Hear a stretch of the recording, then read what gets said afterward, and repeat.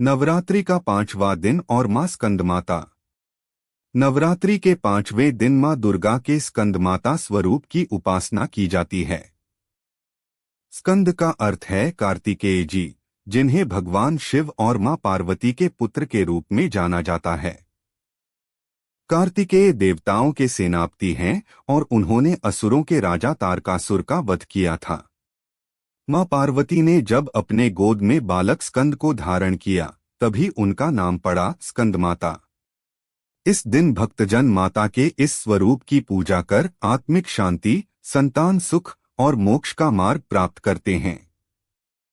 मां स्कंदमाता का स्वरूप। मां स्कंदमाता का दिव्य स्वरूप अत्यंत अद्भुत है।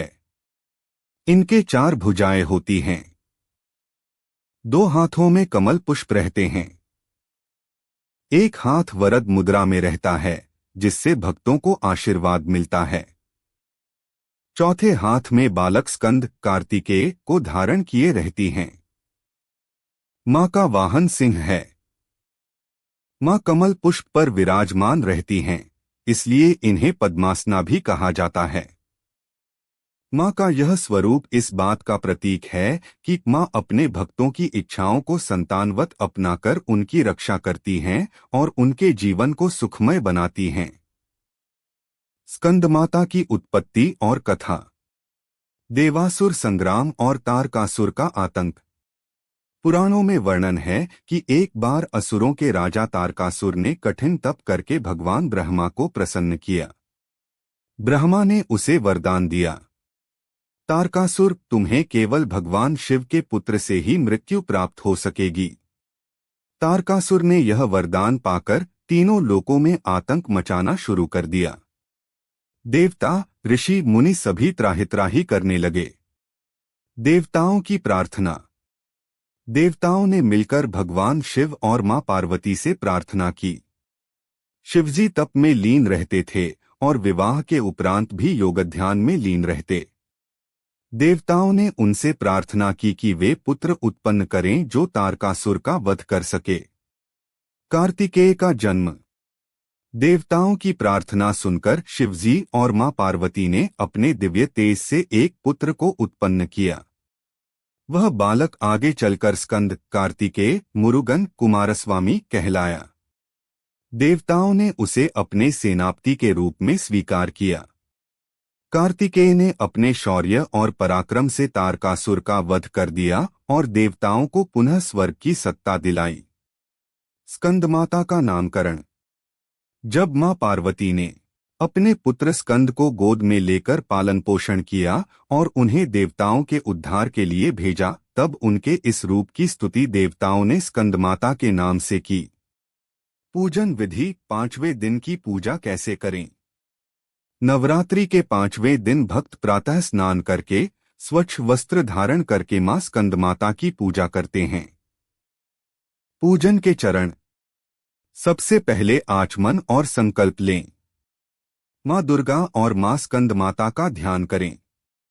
कलश स्थापना करें और मां को पंचामृत स्नान कराएं। मां को पीले या लाल फूल, गंध, धूप, दीप और नैवेद्य अर्पित करें। विशेष रूप से कमल पुष्प मां को अत्यंत प्रिय है। मां को केले और गुड़ का भोग लगाने से विशेष फल प्राप्त होता है। देवी स्कंदमाताय नमः मंत्र का जाप करें। मां स्कंदमाता का आध्यात्मिक महत्व। ज्ञान और विवेक की प्राप्ति। मां की पूजा से बुद्धि तेज होती है और व्यक्ति जीवन में सही निर्णय ले पाता है। संतान सुख। संतानहीन दंपत्ति मां स्कंदमाता की पूजा कर संतान प्राप्ति की कामना करते हैं। पारिवारिक सुख शांति। परिवार में प्रेम, मेलजोल और सद्भावना बढ़ती है। मोक्ष की प्राप्ति। साधक के हृदय में वैराग्य और भक्ति की भावना जागृत होती है। भय का नाश। मां स्कंदमाता अपने भक्तों को सभी प्रकार के भय और संकटों से बचाती हैं। स्कंदमाता से जुड़ी अन्य कथाएं। कथा 1। कार्तिकेय और तारकासुर। एक प्रसंग में वर्णन आता है कि जब कार्तिकेय छोटे थे, तब तारकासुर की सेना ने उन पर आक्रमण किया। मां स्कंदमाता ने स्वयं अपने सिंह पर आरूढ़ होकर अपने पुत्र की रक्षा की। उन्होंने असुरों का संहार कर दिया और कार्तिकेय को सुरक्षित रखा। इस घटना से पता चलता है कि मां अपने पुत्र की ही नहीं बल्कि सभी भक्तों की रक्षा करती हैं। कथा 2 भक्त और मां की कृपा। कहा जाता है एक भक्त निःसंतान था।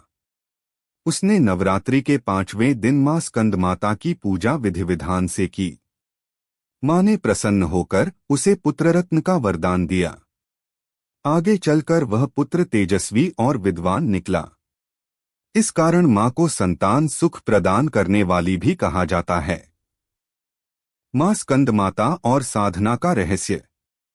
नवरात्रि साधना में हर दिन मां दुर्गा के अलग अलग स्वरूप की पूजा की जाती है।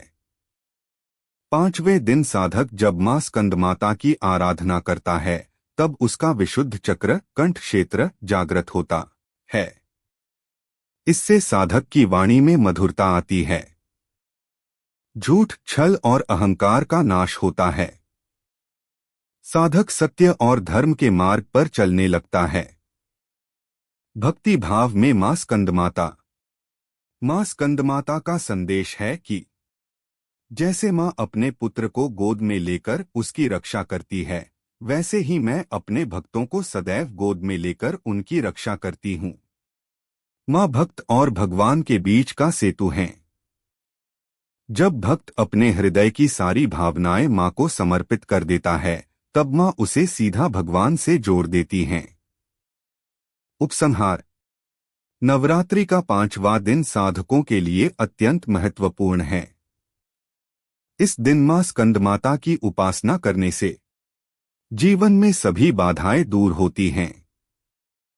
संतान सुख प्राप्त होता है। घर परिवार में सुख समृद्धि आती है। साधक को परम शांति और मोक्ष की प्राप्ति होती है। इसलिए प्रत्येक भक्त को चाहिए कि नवरात्रि के 5वें दिन श्रद्धा और विश्वास के साथ मां स्कंदमाता का पूजन करे और स्कंदमात्राय नमः मंत्र का जाप अवश्य करे।